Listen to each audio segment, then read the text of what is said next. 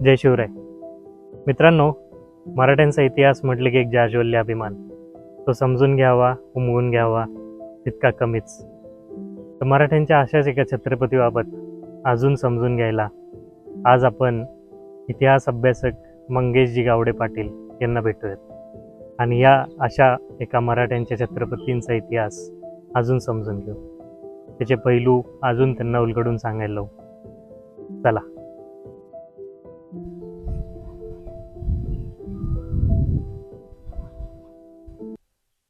नमस्कार. मी मंगेश गावडे पाटील.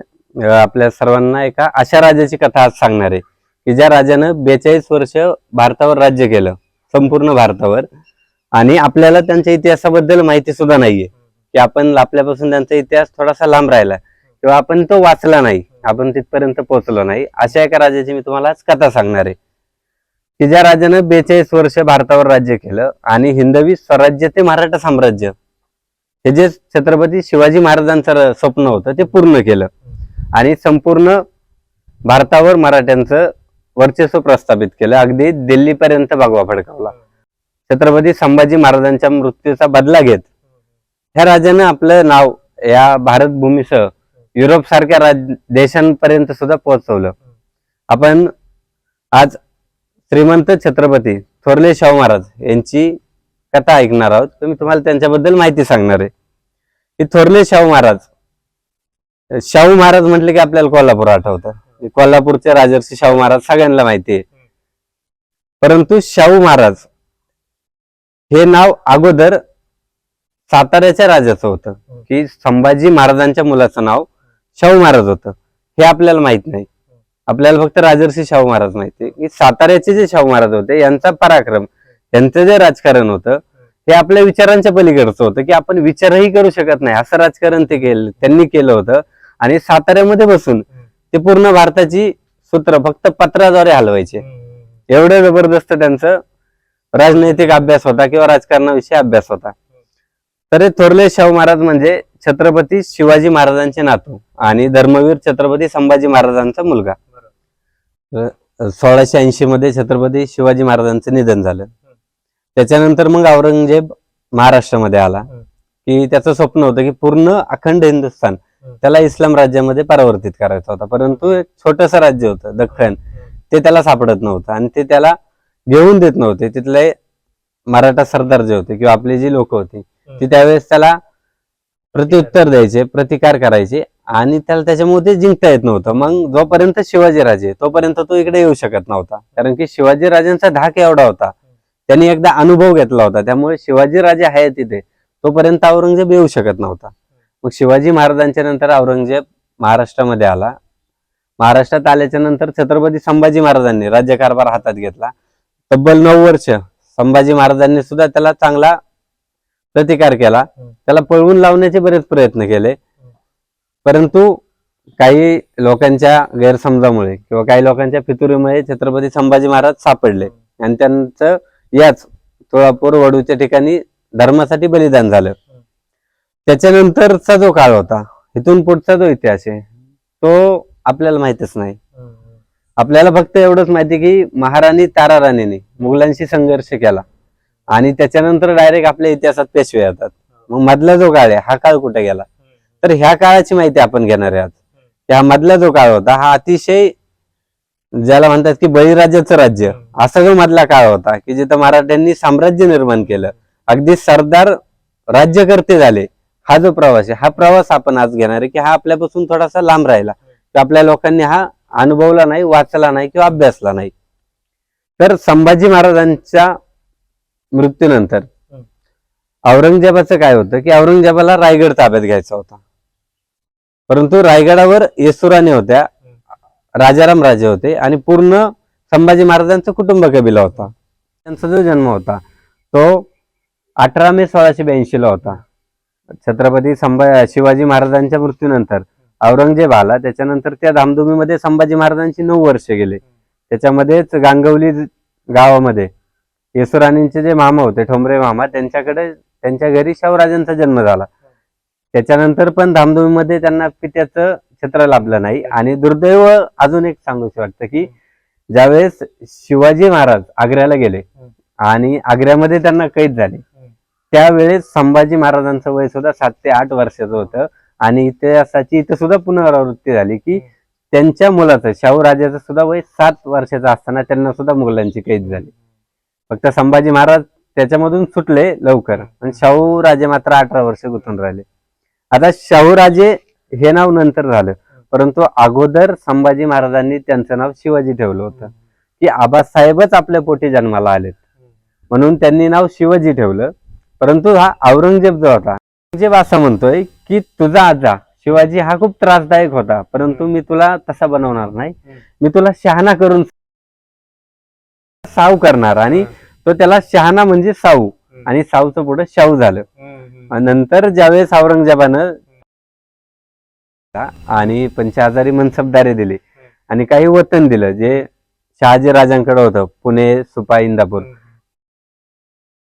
आणि त्यासाठी जो शिक्का तयार करून दिला होता तो असा होता की शाहू वाली येसुबाई, असा जो शिक्का होता तो त्याने बनवून दिला. आणि शाहू हे नाव त्याचं कागदोपत्री जाहीर करून टाकलं की या मुलाचं नाव शाहू राहील.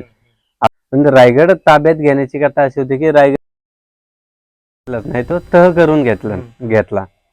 तह असा झालता की रायगडावर जी कुटुंब कबिला असेल, जी रक्ताच्या नात्यातली लोक असतील आणि बाकीचे जे होते सरदार वगैरे, त्यांना सही सलामत आपल्या गावी जाऊन दिलं जाईल.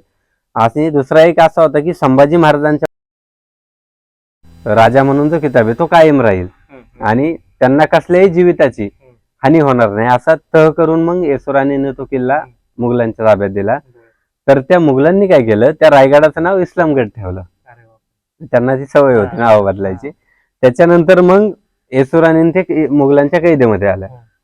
तर त्यावेळेस संभाजी महाराजांना धर्मासाठी बलिदान दिलं. त्याच्यानंतर जे चौथळलेले मराठे होते त्यांनी औरंगजेबाच्या छावणीवर हल्ला केला होता. त्याची गुलाबबारी जी होती ती लुटली. अगदी तो सापडला नाही, परंतु धनाजी आणि संताजीने सोन्याचे त्याचे चांद तारे पळून नेले होते. तर त्याची भीती होती की त्यांनी शाहूराजांना मग त्याच्या जवळ ठेवलं. जवळ ठेवायचा एक उद्देश असा होता की जोपर्यंत शाहूराजे त्याच्या ताब्यात आहे तोपर्यंत तो सेफ होता. कारण की जर एखादं संकट आलं तर तो शाहूराजांच्या मानेवर तलवार ठेवून त्यापासून सुटू शकत होता. हे त्याचं सगळ्यात मोठं राजकारण होतं. तर कैदेमध्ये असताना शाहूराजांच्या सोबत जे होते ज्योत्याजी केसरकर होते, जे संभाजी महाराजांचे जवळचे मित्र. त्याच्यानंतर जे प्रतापराव गुजर होते त्यांची 2 मुलं होती. त्याच्यानंतर राजाराम राजांची एक पत्नी होती. असे असंख्य मंडळी होती जी मराठेशाहीमध्ये ज्यांनी आपल्या तलवारी गाजवल्या होत्या. अशी लोक कैदेमध्ये राज कुटुंबाची सुरक्षा म्हणून होते. त्यांनी शाहूराजांना योग्य ते शिक्षण दिलं, योग्य त्या गोष्टी दिल्या. आता औरंगजेब जो होता हा अतिशय कडवा इस्लामिक होता. तर ह्या औरंगजेबानं काय केलेलं की शाहूराजांना धर्मांतराचा प्रयत्न केला की बाबा कसेच हे मराठी आपल्याला सापडत नाही, मग या शाहूराजाला आपण आता मुस्लिम करायचं. तर औरंगजेबानं असं 2 वेळा प्रयत्न केला, पण दोन्ही वेळेस शाहूराजांनी त्याला प्रतिसाद दिला नाही. तर कैदेमध्ये जे होतं की कैदेमध्ये येसुराणींचं आणि शाहूराजांचं प्रचंड हाल होतं. कारण मुळात औरंगजेबाची अवस्था इतकी बेकार झाली होती महाराष्ट्रामध्ये की त्यांनी जवळजवळ 1.5 ते 2 वर्ष त्याच्या सैनिकांना पगार दिला नव्हता.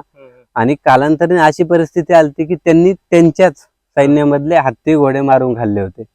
एवढी बिकट परिस्थिती औरंगजेबाची झाली. त्यामुळे ह्यांना पोचणं अवघड होतं. तर त्यावेळेस येसुराणींनी चिंचवड देवस्थानचे जे हे होते मालक विश्वस्त, त्यांना पत्र पाठवून काही पैसे वगैरे मिळतील का अशी मागणी केल्याचं पत्र इतिहासामध्ये की कैदेमध्ये सुद्धा एवढे बिकट हाल होते.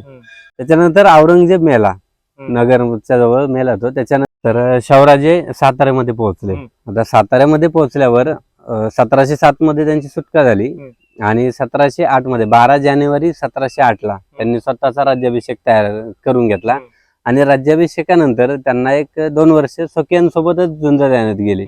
कारण की तारा राणीचा मुलगा होता संभाजी, त्याचे काही सरदार आणि यांचे सरदार यांच्यामध्ये कायम चालूच राहायचं. त्याच्यामुळे त्यांना व्यवस्थित घडी बसवायला 1-1.5 वर्ष गेले. 1-1.5 वर्षानंतर बाळाजी विश्वनाथ सारखा जो माणूस त्यांच्याकडे होता, जो अगोदर पिलाजी जाधवरावांकडे होता, त्याच्यानंतर तो शाहूराजांकडे गेला.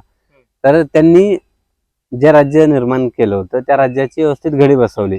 आणि अष्टप्रधान मंडळ जे पूर्वपार चालत होतं ते बदललं आणि मराठा मंत्रिमंडळ तयार केलं आणि त्यानुसार राज्यकारभार चालू केला. तर आता शाहूराजांचा असं हे होतं की शाहूराजांना सोडतानाच शपथ देऊन सोडवलं होतं की तुम्ही मुघलांच्या विरोधात शस्त्र उचलणार नाही, तुम्ही राज्य निर्माण करायचा प्रयत्न करणार नाही, परंतु मग राज्य तर निर्माण करायचंय. मग शाहूराजांनी काय केलं की सरंजामदार जे होते म्हणजे जे सरदार होते त्यांच्या मार्फत राज्य निर्मितीचा प्रयत्न केला की सरदारांनी जायचं परमुलकात, मुलूक लुटायचा, राज्य निर्माण करायचं आणि त्यातला काही भाग राजाला द्यायचा, बाकीचा त्यांनी वापरायचा. नंतर होळकर असतील, पवार असतील, गायकवाड, शिंदे अशी जी घराणी तयार झाली ती शाहूराजांच्या प्रोत्साहनामुळे त्यांनी परमुलकात जाऊन आपले राज्य निर्माण केले. आता पुढे कसं झालं की शाहूराजांच्या मनामध्ये एक सल निर्माण होते कायम की त्यांच्या मातोश्री येसुराणी दिल्लीमध्ये कैदेत होत्या, त्यांना पण सोडून आणायचं होतं. मग शाहूराजांनी काय केलं की 1717 मध्ये म्हणजे तब्बल 8-9 वर्षानंतर दिल्लीची मोहीम आखली. त्या दिल्लीच्या मोहिमेमध्ये जे मेन होते ते पिलाजी जाधवराव होते सेनापती, त्याच्यानंतर दाभाडे होते, खंडेराव दाभाडे असतील, अशी बरीचशी मंडळी होती आणि त्यासोबतच पेशवे होते.